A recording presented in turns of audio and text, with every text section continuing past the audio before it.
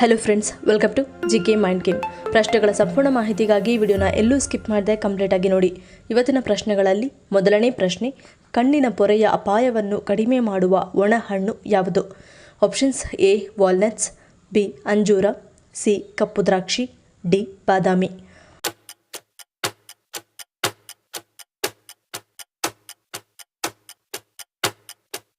ಸರಿಯಾದ ಉತ್ತರ option C ಕಪ್ಪು ಒಣದ್ರಾಕ್ಷಿ.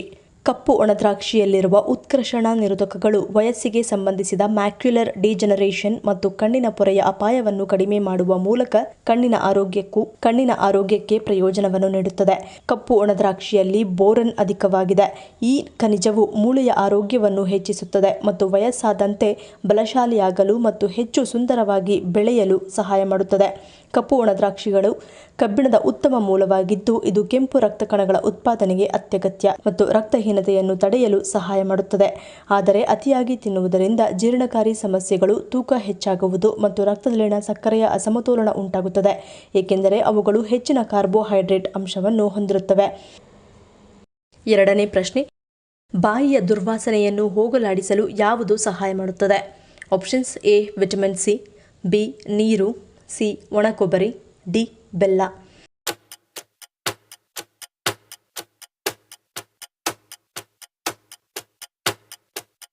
ಸರಿಯಾದ ಉತ್ತರ ಆಪ್ಷನ್ ಎ ಮತ್ತು ಬಿ. ಬಾಯಿ, ಗಂಟಲು ಮತ್ತು ನಾಲಿಗೆ ಒಣಗುವುದರಿಂದಲೂ ದುರ್ವಾಸನೆ ಉಂಟಾಗುತ್ತದೆ. ಆದ್ದರಿಂದ ಪ್ರತಿ 2 ಗಂಟೆಗಳಿಗೊಮ್ಮೆ 1 ಲೋಟ ನೀರು ಕುಡಿಯುವುದು ಒಳ್ಳೆಯದು, ಏಕೆಂದರೆ ಇದು ದೇಹಕ್ಕೆ ಸಾಕಷ್ಟು ನೀರು ಒದಗಿಸುವುದಲ್ಲದೆ ಬಾಯಿಯ ದುರ್ವಾಸನೆಯ ಸಮಸ್ಯೆಯನ್ನು ನಿವಾರಿಸುತ್ತದೆ. ನಮ್ಮ ಆಹಾರದಲ್ಲಿ ವಿಟಮಿನ್ ಸಿ ಸಮೃದ್ಧವಾಗಿರುವ ಆಹಾರವನ್ನು ಸೇವಿಸುವುದು ತುಂಬಾ ಒಳ್ಳೆಯದು. ತಿಂದ ನಂತರ ಬಾಯಿ ತೊಳೆಯುವುದು ಸಹ ಅತ್ಯಗತ್ಯ. ಇನ್ನು ಮೆಣಸಿನ ಪುಡಿ, ಅರಿಶಿನ, ಉಪ್ಪು ಮತ್ತು ಎಳ್ಳೆಣ್ಣೆಯನ್ನು ಮೃದುವಾದ ಪೇಸ್ಟ್ ಮಾಡಿ ಪ್ರತಿದಿನ ಹಲ್ಲುಜ್ಜಿದರೆ ಒಸಡು ಸಮಸ್ಯೆ ನಿವಾರಣೆಯಾಗುತ್ತದೆ ಮತ್ತು ಬಾಯಿಯ ದುರ್ವಾಸನೆ ಕಡಿಮೆಯಾಗುತ್ತದೆ. ಮತ್ತು ಏಲಕ್ಕಿ ಕಾಳುಗಳನ್ನು ಅಗಿಯುವ ಅಭ್ಯಾಸವನ್ನು ಮಾಡಿಕೊಳ್ಳುವುದರಿಂದ ಅನೇಕ ಆರೋಗ್ಯ ಪ್ರಯೋಜನಗಳಿವೆ ಮತ್ತು ಬಾಯಿಯ ದುರ್ವಾಸನೆಯನ್ನು ತೊಡೆದುಹಾಕಲು ಸಹಾಯ ಮಾಡುತ್ತದೆ. ಮೂರನೇ ಪ್ರಶ್ನೆ, ವಿಶ್ವದ ಅತ್ಯಂತ ಹಳೆಯ ವಿಶ್ವವಿದ್ಯಾಲಯ ಯಾವುದು? ಆಪ್ಷನ್ಸ್: ಎ ನಳಂದ, ಬಿ ಅಲ್ ಕರಾವೀನ್, ಸಿ ಬೋಲ್ಗೋನಾ, ಡಿ ಆಕ್ಸ್ಫರ್ಡ್.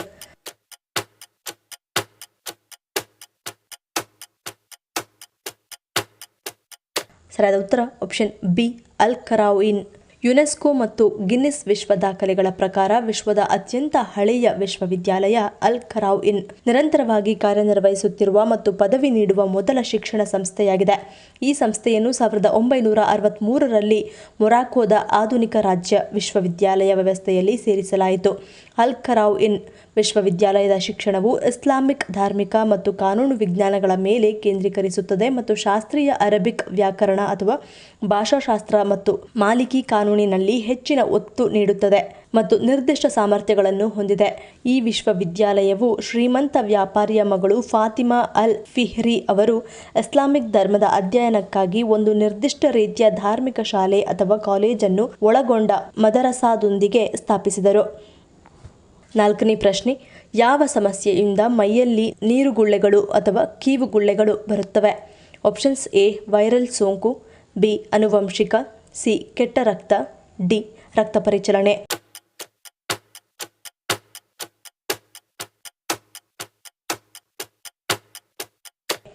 ಸರಿಯಾದ ಉತ್ತರ ಆಪ್ಷನ್ ಎ ವೈರಲ್ ಸೋಂಕು. ಕೆಲವು ಕಾಯಿಲೆಗಳು ಸೇರಿದಂತೆ ಹಲವಾರು ವಿಧಗಳಲ್ಲಿ ಗುಳ್ಳೆಗಳು ಬರಬಹುದು. ಗುಳ್ಳೆಗಳು ನೋವಿನಿಂದ ಕೂಡಿರಬಹುದು ಅಥವಾ ತುರಿಕೆಯಿಂದ ಕೂಡಿರಬಹುದು. ಗುಳ್ಳೆ ಸೋಂಕಿಗೆ ಒಳಗಾಗಿದ್ದರೆ ಅದು ಹಾಲಿನಂತಹ ಬಿಳಿ ಬಣ್ಣದ ಕೀವುಗಳಿಂದ ತುಂಬಿರುತ್ತದೆ. ಸಣ್ಣ ಗುಳ್ಳೆಗಳು ಮತ್ತು ದೊಡ್ಡ ಗುಳ್ಳೆಗಳು ಎಂದು ಕರೆಯಲ್ಪಡುವ ನೀರಿನ ಗುಳ್ಳೆಗಳು ವಿವಿಧ ಕಾರಣಗಳನ್ನು ಹೊಂದಿರಬಹುದು. ನಿಮ್ಮ ಚರ್ಮದ ಹೊರಪದರವು ಹಾನಿಗೊಳಗಾದಾಗ ಗಾಯಗೊಂಡ ಪ್ರದೇಶವನ್ನು ಗುಣಪಡಿಸಲು ಮತ್ತು ತಂಪಾಗಿಸಲು ನಿಮ್ಮ ದೇಹವು ರಕ್ತವನ್ನು ಕಳುಹಿಸುತ್ತದೆ. ಆ ಪ್ರಕ್ರಿಯೆಯ ಒಂದು ಭಾಗವೆಂದರೆ ರಕ್ತದ ಸೀರಂನಿಂದ ಕೂಡಿದ ರಕ್ಷಣಾತ್ಮಕ ಪ್ಯಾಡ್ಗಳ ರಚನೆ. ಈ ಸೀರಂ ಪ್ಯಾಡ್ಗಳು ನೀರಿನ ಗುಳ್ಳೆಗಳಾಗಿರುತ್ತವೆ. ಇನ್ನು ನೀರಿನ ಗುಳ್ಳೆಗಳು ಕಾಣಿಸಿಕೊಳ್ಳಲು ಕೆಲವು ಸಾಮಾನ್ಯ ಕಾರಣಗಳೆಂದರೆ ಘರ್ಷಣೆ, ಶಾಖ, ಎಸ್ಜಿಮಾ, ಅಲರ್ಜಿಯ ಪ್ರಕ್ರಿಯೆ, ಹರ್ಪೆಸ್, ಚಿಕನ್ ಪಾಕ್ಸ್ ಮತ್ತು ಸರ್ಪಸುತ್ತುಗಳಂತಹ ವೈರಲ್ ಸೋಂಕುಗಳು, ಇಂಪೆಟಿಕೋದಂತಹ ಚರ್ಮದ ಸೋಂಕುಗಳು, ಹಿಮಪಾತ, ರಾಸಾಯನಿಕಗಳು ಆಗಿರಬಹುದು. ಐದನೇ ಪ್ರಶ್ನೆ, ಒಬ್ಬ ಮಹಿಳೆ 4 ಮದುವೆಯಾಗಬಹುದಾದ ಅಪರೂಪದ ಪದ್ಧತಿ ಯಾವ ರಾಜ್ಯದ ಗ್ರಾಮದಲ್ಲಿದೆ? Options: A Jharkhand, B Himachal Pradesh, C Haryana, D Bihar.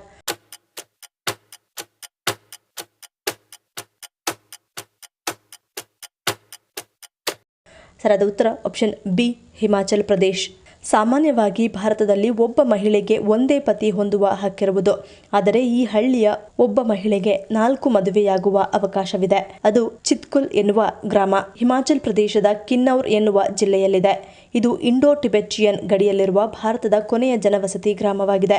ಪಾಂಡವರು ಮಹಾಭಾರತದ ಅವಧಿಯಲ್ಲಿ ವನವಾಸದಲ್ಲಿದ್ದಾಗ ಇಲ್ಲಿಗೆ ಬಂದು ನೆಲೆಸಿ ದ್ರೌಪದಿ ಮತ್ತು ಕುಂತಿಯೊಂದಿಗೆ ಸ್ವಲ್ಪ ಸಮಯ ಕಳೆದುದರಿಂದ ಈ ಸಂಪ್ರದಾಯ ಆಚರಣೆಗೆ ಬಂತು ಎನ್ನಲಾಗಿದೆ. 6ನೇ ಪ್ರಶ್ನೆ, ಗರ್ಭಾವಸ್ಥೆಯಲ್ಲಿ ಸರಿಯಾಗಿ ಮಲ ಹೋಗದಿರುವ ಸಮಸ್ಯೆ ಕಾಡುವುದು ಯಾವ ಕಾರಣದಿಂದ? ಆಪ್ಷನ್ಸ್ ಎ ನಿರ್ಜಲೀಕರಣ, ಬಿ ಹಾರ್ಮೋನ್, ಸಿ ಅಜೀರ್ಣ, ಡಿ ವಾಕರಿಕೆ.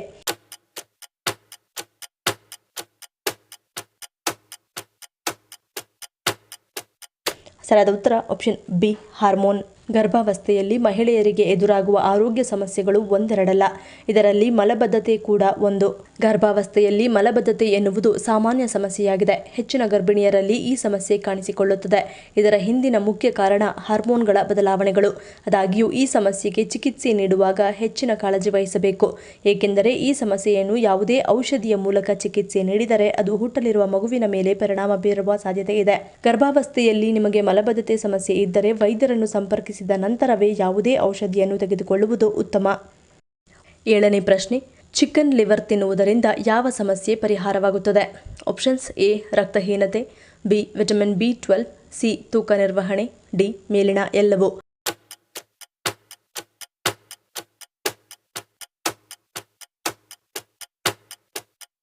ಸರಿಯಾದ ಉತ್ತರ ಆಪ್ಷನ್ ಡಿ ಮೇಲಿನ ಎಲ್ಲವೂ. ಲಿವರ್ ಹೀಮ್ ಕಬ್ಬಿಣದ ಶಕ್ತಿಶಾಲಿ ಕೇಂದ್ರವಾಗಿದ್ದು ಕೆಂಪು ರಕ್ತ ಕಣಗಳನ್ನು ರಚಿಸಲು ಬಳಸುತ್ತದೆ. ರಕ್ತಹೀನತೆಯನ್ನು ತಡೆಗಟ್ಟುತ್ತದೆ ಮತ್ತು ಚಿಕಿತ್ಸೆಯನ್ನು ನೀಡುತ್ತದೆ. ಇದು ವಿಟಮಿನ್ B12ನ ಅತ್ಯುತ್ತಮ ಮೂಲವಾಗಿದ್ದು ಕೆಂಪು ರಕ್ತ ಕಣಗಳ ಉತ್ಪಾದನೆ ಮತ್ತು ನರಗಳ ಕಾರ್ಯಕ್ಕೆ ಅವಶ್ಯಕವಾಗಿದೆ. ಇದು ಮೆದುಳಿನ ಆರೋಗ್ಯ ಮತ್ತು ಒಟ್ಟಾರೆ ಶಕ್ತಿಯ ಮಟ್ಟವನ್ನು ಬೆಂಬಲಿಸುತ್ತದೆ. ವಿಟಮಿನ್ ಎ ಇಂದ ತುಂಬಿರುತ್ತದೆ. ಇದು ಉತ್ತಮ ದೃಷ್ಟಿ, ಆರೋಗ್ಯಕರ ಚರ್ಮ ಮತ್ತು ಬಲವಾದ ರೋಗನಿರೋಧಕ ಶಕ್ತಿಯನ್ನು ಕಾಪಾಡಿಕೊಳ್ಳಲು ನಿರ್ಣಾಯಕವಾಗಿದೆ. ಚಿಕನ್ ಲಿವರ್ ಫೋಲೇಟ್ ಅನ್ನು ಹೊಂದಿದ್ದು ಜೀವಕೋಶಗಳ ಬೆಳವಣಿಗೆ, DNA ರಚನೆಯಲ್ಲಿ ಪ್ರಮುಖ ಪಾತ್ರ ವಹಿಸುವ ಬಿ ವಿಟಮಿನ್ ಆಗಿದೆ ಮತ್ತು ಸಂತಾನೋತ್ಪತ್ತಿ ವಯಸ್ಸಿನ ಮಹಿಳೆಯರಿಗೆ ಇದು ವಿಶೇಷವಾಗಿ ಮುಖ್ಯವಾಗಿದೆ. ಸೆಲೇನಿಯಂ, ತಾಮ್ರ, ಕೋಲಿನ್ ಮತ್ತು ರೈಬೋಫ್ಲಾವಿನ್ ಅನ್ನು ಸಹ ಒದಗಿಸುತ್ತದೆ. ಇವೆಲ್ಲವೂ ದೇಹದ ವಿವಿಧ ಕಾರ್ಯಗಳಿಗೆ ಕೊಡುಗೆ ನೀಡುತ್ತವೆ ಮತ್ತು ಉತ್ತಮ ಗುಣಮಟ್ಟದ ಪ್ರೋಟೀನ್ನ ಮೂಲವಾಗಿದ್ದು ಸ್ನಾಯುಗಳ ದುರಸ್ತಿ ಮತ್ತು ಬೆಳವಣಿಗೆಗೆ ಅವಶ್ಯಕವಾಗಿದೆ. ಲಿವರ್ನಲ್ಲಿ ಪ್ಯೂರಿನ್ಗಳು ಅಧಿಕವಾಗಿದ್ದು ಇದು ಯೂರಿಕ್ ಆಮ್ಲದ ಮಟ್ಟವನ್ನು ಹೆಚ್ಚಿಸುತ್ತದೆ ಮತ್ತು ಕೆಲವು ವ್ಯಕ್ತಿಗಳಲ್ಲಿ ಗೌಟ್ ದಾಳಿಯನ್ನು ಪ್ರಚೋದಿಸಬಹುದು. 8ನೇ ಪ್ರಶ್ನೆ, ಪ್ರತಿದಿನ ಯಾವ ರೀತಿ ನೀರು ಕುಡಿಯುವುದರಿಂದ 60ನೇ ವಯಸ್ಸಿನಲ್ಲೂ 40ರಂತೆ ಕಾಣಬಹುದು? ಆಪ್ಷನ್ಸ್ ಎ ಕುಳಿತು, ಬಿ ತಣ್ಣೀರು, ಸಿ ಘಟಘಟನೆ, ಡಿ ಖಾಲಿ ಹೊಟ್ಟೆಯಲ್ಲಿ.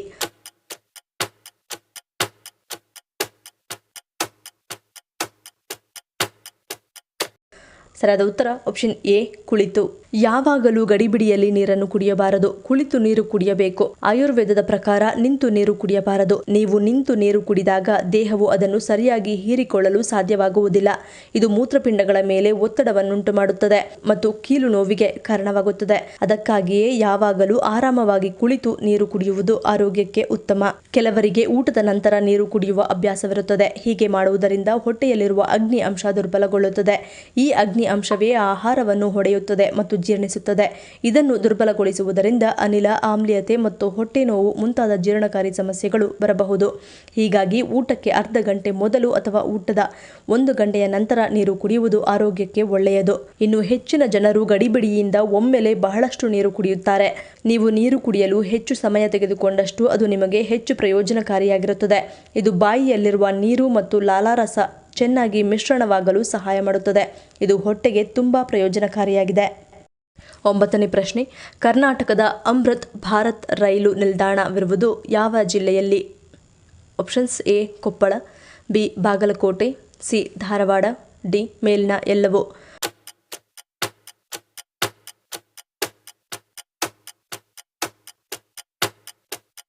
ಸರಿಯಾದ ಉತ್ತರ ಆಪ್ಷನ್ ಡಿ ಮೇಲಿನ ಎಲ್ಲವೂ.